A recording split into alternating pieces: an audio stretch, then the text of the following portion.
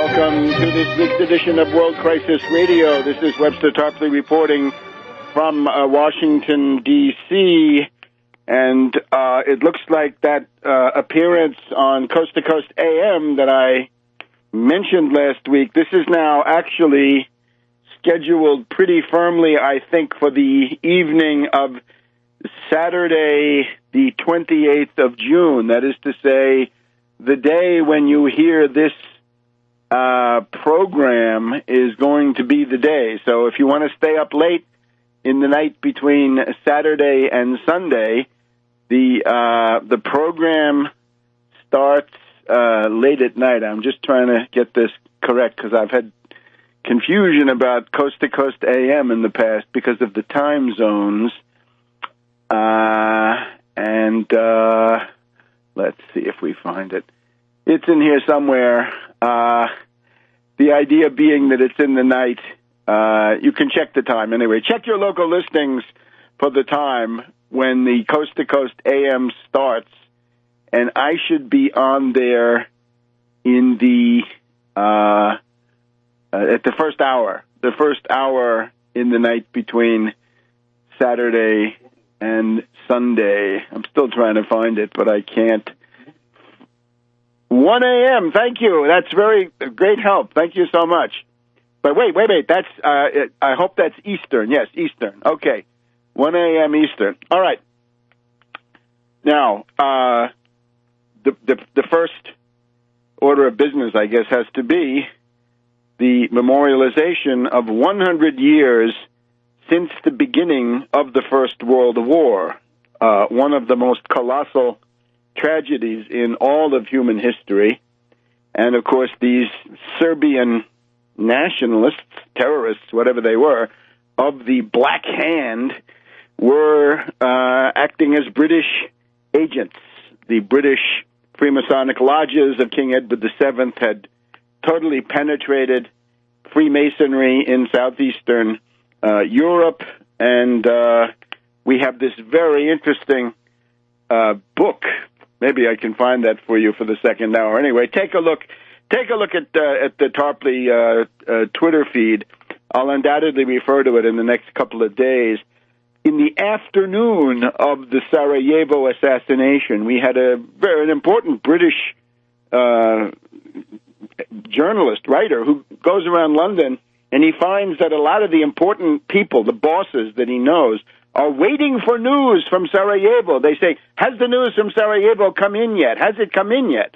Has it come in yet? And of course, he's mystified until the news actually arrives. And then his conclusion is that there was pre-concert being the older and more polite word for conspiracy. Oh, my God, conspiracy. We don't try to explain everything based on conspiracy, but when you find it, well, there it is, right? If it's an empirical fact, there it is. And remember, U.S. prosecutors put people in jail for conspiracy every day of the week. So if you don't believe in it, then you've got a very strange law code to reflect that. So the British. Now, you can look in Tarpley.net in the website, and you will see my study of King Edward VII, and that's also available in book form, right? It's been printed up by Progressive Press.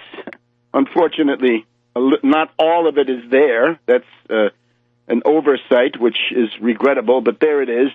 And that part that you do have is the assembly of the alliance systems by King Edward VII personally.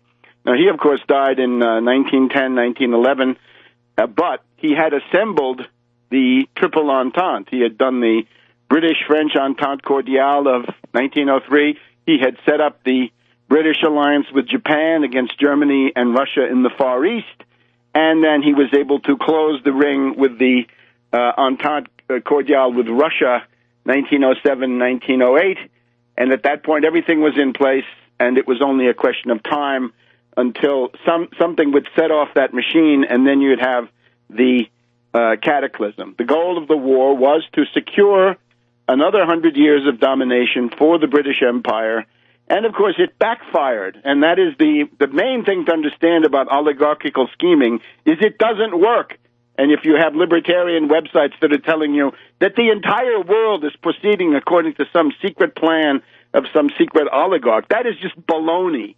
The whole story of oligarchy is that their plans don't work.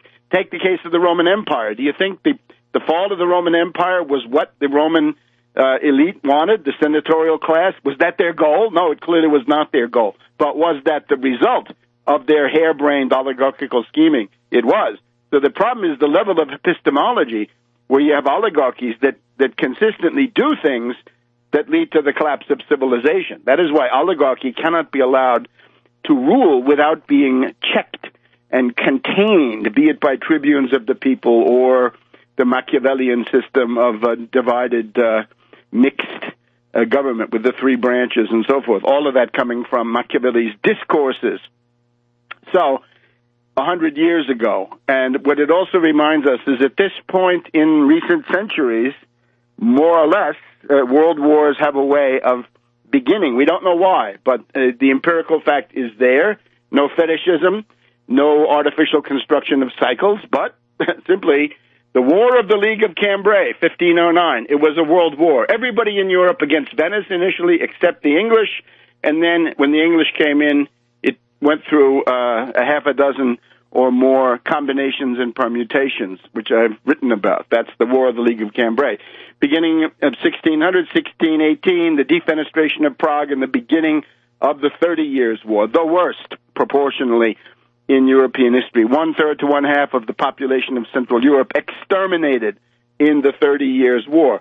Beginning of the 1700s, we get the War of the Spanish Succession. This is the William of Orange, the Anglo-Dutch crushing Louis XIV and the power created by Richelieu and Mazarin. And this was not good for the world. Then at the beginning of the 1800s, the Napoleonic Wars, the Wars of the French Revolution, and then the Napoleonic Wars.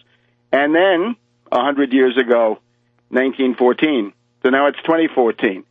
At the Russian forum last week, as I think I mentioned, I asked Ambassador Jack Matlock, who had been in Russia for Reagan, Soviet Union, are we in July 1914? And he said, no, he didn't think we were. I'm not so sure.